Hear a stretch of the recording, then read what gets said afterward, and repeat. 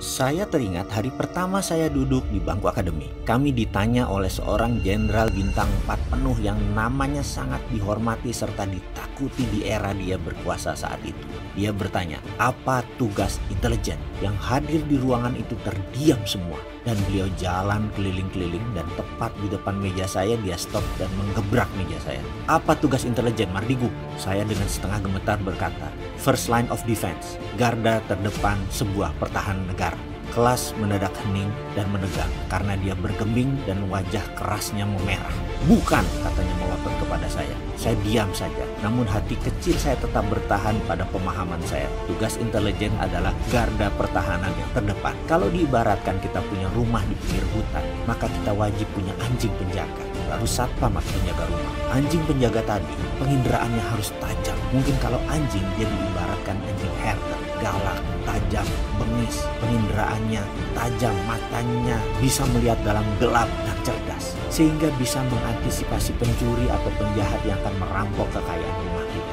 Namun sayang, sejak zaman reformasi, intelijen tugasnya hanya spy saja, seperti wartawan, bukan seperti anjing herder lagi. Ada si anjing penjaga di Indonesia ini, namun hanya anjing pudel. Penjahat pun akan komen, ini anjing apa kucing? Itulah dunia intelijen saat ini yang digembosi oleh Amerika dan IMF. Salah satunya yaitu kita tidak punya undang-undang keamanan nasional yang jauh lebih penting dari RUU KPK kemarin. Kemudian terdengar lagi suara, apa tugas intelijen? Demikian meja digebrak lagi oleh sang jenderal dan semua diam tegang. Karena kami pada diam, dia mulai dengan pidato singkat padat, tapi kami paham. Oh iya juga ya, kami terutama saya yang masih junior kala itu jadi ngeh dan paham. Itu toh tugas intelijen. Dan kalau kembali ke masa sekarang, pantas aja jadi begini negara ini karena unsur itu hilang dalam sendi bernegara. Oke, saya paham. Untung banyak orang yang tidak tahu dan tidak mau tahu apa yang dikatakan Jenderal Bintang 4 tersebut. Maka saya jadi nggak ungkap deh. Kecuali ada yang mau, saya baru mau ungkapkan. Anda pengagum LB Murdani banget ya? Bukan banget sekali karena beliau adalah orang yang pertama kali jadi percaya kepada Mas Sui. Betul. Jadi dia di hari pertama saya berada di Indonesia, dia adalah orang yang pertama kali menyambut saya tahun 91. Waktu Anda baru pulang dari San Francisco. Anda pendidikan Anda kan bukan bidang bisnis kan? Bukan. Applied psychology. Jadi banyak orang nih, Mas Wu ini apa sih sebenarnya? Pengusaha, ahli micro apa istilahnya? Micro expression. Micro expression, bisa hipnoterapi. Karena kemudian S2-nya kan memang criminal mind and forensic investigator. Jadi kemudian kita ngambil ada short course untuk disertasi saya adalah state sponsor terrorism. Jadi disitulah saya mengenal tentang dunia terorisme 4.0 di mana disponsori oleh negara gitu ya. Kalau terorisme 1.0 adalah misalnya kayak kartel Medellin, Pablo Escobar dia menekan langsung gitu. Kalau 2.0 sudah kayak ISIS dan lain sebagainya, 3.0 udah pakai teknologi, dan 4.0 negara. Jadi state sponsor terorisme. Jadi kayak negara-negara Libya itu dikonsider sebagai state sponsor terorisme gitu. Oh gitu ya? Jadi itu yang dipelajari Mas Wi? Itu yang dipelajari karena itu waktu pulang Pak LB, beliau Murdani menyatakan bahwa ini orang cukup berbahaya karena waktu dulu Indonesia cuma 2 orang yang melakukan state sponsor terorisme, Pak Harto dan Pak Murdani.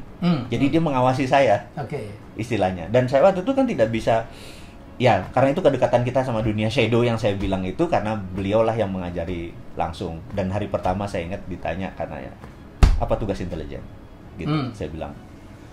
Di akademi kita bilang bahwa intelijen adalah first line of defense. Jadi first line of defense ini pertahanan garda terdepan dari sebuah pertahanan itu adalah intelijen. Nah, first line karena itu intelijennya itu harus mengendusnya tajam. Kita bukan intelijen, ada 6 fungsi intelijen, salah satunya spy, salah satunya mata-mata. Jadi kita bedain gitu ya. Kemudian saya bilang first line of defense, di mana garda terdepan sebuah pertahanan adalah intelijen. Jadi intelijen itu ibaratnya anjing tuh herder, buas, tajam, bengis. Bahkan sebelum bergerak pun, karena dunia pertahanan adalah eradicate threat. Ini harus dicatat nih, ini sebagai pelajaran aja bahwa tugas pertahanan, tugas militer adalah eradicate threat, meniadakan ancaman. Tugas polisi adalah mempidanakan ancaman. Jadi kalau perlu belum ada ancaman sudah hilang. Itu di intelijen. Itu di intelijen, gitu ya, belum ada ancaman. Jadi ini cenderung antara cenderung ada threat atau ancaman sudah dihilangkan dulu. Karena itu kesannya melanggar HAM, kesannya. Nah, Barat untuk membuat kita tidak canggih dianggap hak asasi manusia itu tinggi. Padahal pertanyaan sederhana nih, saya tanya sahabat semua nih, saya tanya ke Mas Helmi, saya tanya, tinggian mana human right sama nation right? Nation right sih. Selesai. The end of discussion. Dan itulah Pak Murdani pesan ke saya, nation right lebih tinggi, yang membuat ini Indonesia ini intact, Indonesia ini utuh, Indonesia ini ke depan menjadi bertahan 1000 tahun karena nation right di atas human right, gitu. Nah, sekarang human right memang lagi didengung-dengungkan, kita harus meet halfway, bener nggak? Ini harus turun, ini harus naik, gitu loh.